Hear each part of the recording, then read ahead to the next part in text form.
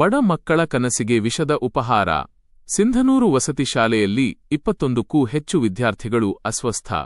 ಉನ್ನತ ಶಿಕ್ಷಣ ಪಡೆದು ಜೀವನದಲ್ಲಿ ಸಾಧನೆ ಮಾಡಬೇಕೆಂಬ ಕನಸಿನೊಂದಿಗೆ ವಸತಿ ಶಾಲೆಗೆ ಬಂದಿದ್ದ ಬಡ ವಿದ್ಯಾರ್ಥಿಗಳ ಬದುಕಿನಲ್ಲಿ ಆತಂಕ ಮೂಡಿಸುವ ಘಟನೆ ಗುರುವಾರ ಬೆಳಿಗ್ಗೆ ಸಿಂಧನೂರು ಒಳಬಳ್ಳಾರಿ ರಸ್ತೆಯಲ್ಲಿರುವ ಮುರಾರ್ಜಿ ದೇಸಾಯಿ ಅಲ್ಪಸಂಖ್ಯಾತರ ವಸತಿ ಶಾಲೆಯಲ್ಲಿ ನಡೆದಿದೆ. ಶಾಲೆಯಲ್ಲಿ ನೀಡಲಾದ ಬೆಳಗಿನ ಉಪಹಾರ ಸೇವಿಸಿದ ಬಳಿಕ ಸುಮಾರು 21ಕ್ಕೂ ಹೆಚ್ಚು ವಿದ್ಯಾರ್ಥಿಗಳು ಅಸ್ವಸ್ಥಗೊಂಡಿದ್ದಾರೆ. ವಿದ್ಯಾರ್ಥಿಗಳು ಸೇವಿಸಿದ ಉಪಹಾರದಲ್ಲಿ ಹುಳುಗಳು ಕಂಡುಬಂದಿದ್ದು, ಅದನ್ನು ಸೇವಿಸಿದ ನಂತರ ಅಸ್ವಸ್ಥತೆಯ ಲಕ್ಷಣಗಳು ಕಾಣಿಸಿಕೊಂಡಿವೆ ಎಂದು ತಿಳಿದುಬಂದಿದೆ. ಘಟನೆಯ ಮಾಹಿತಿ ತಿಳಿಯುತ್ತಿದ್ದಂತೆ ಕರ್ನಾಟಕ ರಕ್ಷಣಾ ವೇದಿಕೆ ಕರವೇ ಹಾಗೂ ಜಯ ಕರ್ನಾಟಕ ಸಂಘಟನೆಯ ಕಾರ್ಯಕರ್ತರು ಮತ್ತು ಮುಖಂಡರು ಸ್ಥಳಕ್ಕೆ ಧಾವಿಸಿ ಅಸ್ವಸ್ಥಗೊಂಡ ವಿದ್ಯಾರ್ಥಿಗಳನ್ನು ತಕ್ಷಣವೇ ತಾಯಿ ಮತ್ತು ಮಕ್ಕಳ ಆಸ್ಪತ್ರೆಗೆ ದಾಖಲಿಸಿ ಚಿಕಿತ್ಸೆ ಕೊಡಿಸಿದ್ದಾರೆ.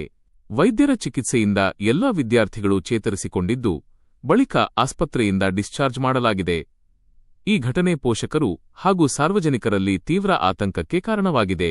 ಉತ್ತಮ ಶಿಕ್ಷಣ ಪಡೆದು ಹೆತ್ತವರ ಬಡತನವನ್ನು ದೂರ ಮಾಡಿ ಉತ್ತಮ ಭವಿಷ್ಯ ಕಟ್ಟಿಕೊಳ್ಳಬೇಕೆಂಬ ಕನಸಿನೊಂದಿಗೆ ವಸತಿ ಶಾಲೆಗೆ ಬಂದಿರುವ ಬಡ ವಿದ್ಯಾರ್ಥಿಗಳ ಆಹಾರ ಸುರಕ್ಷತೆಯಲ್ಲೇ ನಿರ್ಲಕ್ಷ್ಯ ಕಂಡುಬಂದಿರುವುದು ಪ್ರಶ್ನೆಗಳನ್ನು ಹುಟ್ಟುಹಾಕಿದೆ.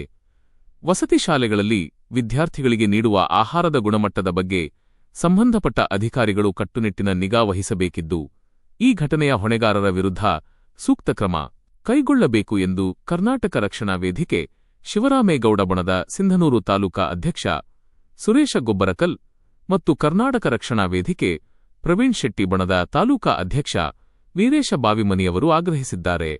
ಜೊತೆಗೆ ವಿವಿಧ ಸಂಘಟನೆಗಳು, ಸಾರ್ವಜನಿಕರು, ಪಾಲಕರು ಆಗ್ರಹಿಸಿದರು. ಮುಂದೆ ಇಂತಹ ದುರ್ಘಟನೆಗಳು ಮರುಕಳಿಸದಂತೆ ಆಹಾರ ತಯಾರಿ, ಸಂಗ್ರಹಣೆ ಹಾಗೂ ವಿತರಣೆಯಲ್ಲಿ ಗುಣಮಟ್ಟದ ಪರಿಶೀಲನೆಯನ್ನು ಕಡ್ಡಾಯಗೊಳಿಸಿ ಬಡ ವಿದ್ಯಾರ್ಥಿಗಳ ಕನಸುಗಳಿಗೆ ರೆಕ್ಕೆ ನೀಡುವ ಜವಾಬ್ದಾರಿಯನ್ನು ಇಲಾಖೆ ಸಮರ್ಥವಾಗಿ ನಿಭಾಯಿಸಬೇಕಾಗಿದೆ. ವರದಿ ಸುರೇಶ ಬಳಗಾನೂರು.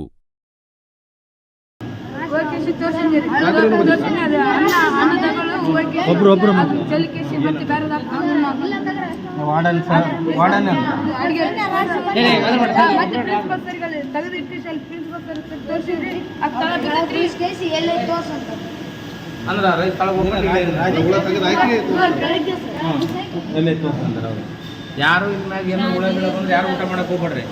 ಸೀದಾ ತಾಲೂಕು ಆಫೀಸ್ ನೋಡಿರಲ್ಲ, ಇದೆಲ್ಲ ನಡ್ಕೊಂತ ಹೋದ್ರೆ ಅಲ್ಲಿ ಬಂದ್ಬಿಡ್ರಿ. ಅದ್ರ ಟೆಂಡರ್ ಕೊಟ್ಟು ನೋಡಿ, ಅದು ಕಾಪಿ ಐತೆ ನೋಡ್ರಿ, ಅದನ್ನ ಬೇರೆ ಬಳಸೋದಿಲ್ಲ. ಹೌದಲ್ರಿ?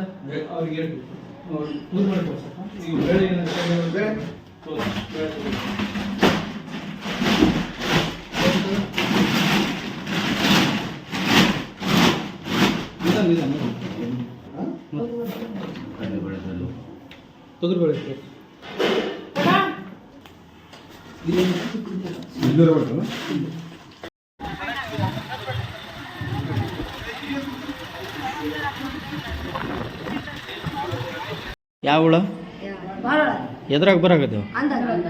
ಎಷ್ಟು ಜನ ಐತೆ? ಹೌದಾ? ಮತ್ತೇನು ಸಮಸ್ಯೆ ಆಗಿದೆ?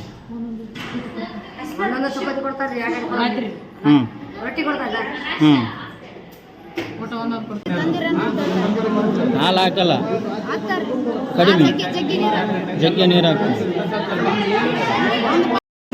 ಒಬ್ಬೊಬ್ರೆ ಕರ್ಕೊಂಡು ಹೋದೆ ನಿಧಾನ, ಏನಾಗಲ್ಲ,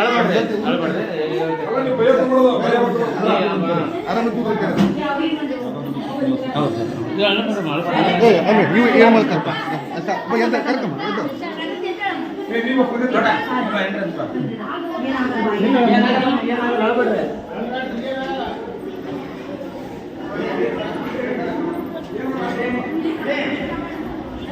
ಅಲ್ರಿ ಒಂದ್ ಟೇಟಿಂಗ್ ಮಾಡಿಬಿಡ್ರಿ, ಒಂದ್ ಟೇಟಿಂಗ್ ಮಾಡಿರಿ, ಅದೇ ಒಂದ್ ಟೇಟಿಂಗ್ ಮಾಡ್ರಿ. 5 ನಿಮಿಷ ಬರ್ತದೆ.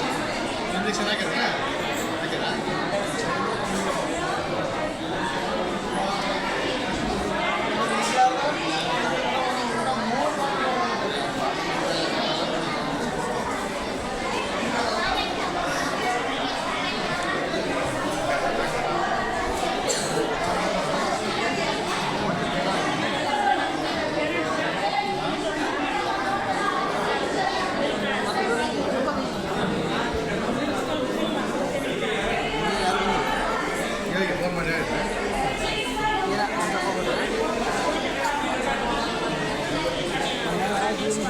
ಹೌದಪ್ಪ ಮುಂಚೆಲೆ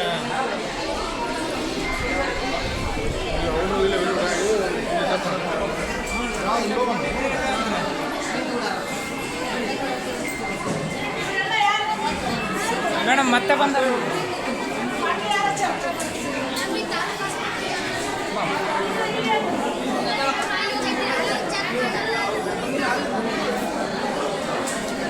ಸರ್ ಮೇಡಮ್ ಈಗ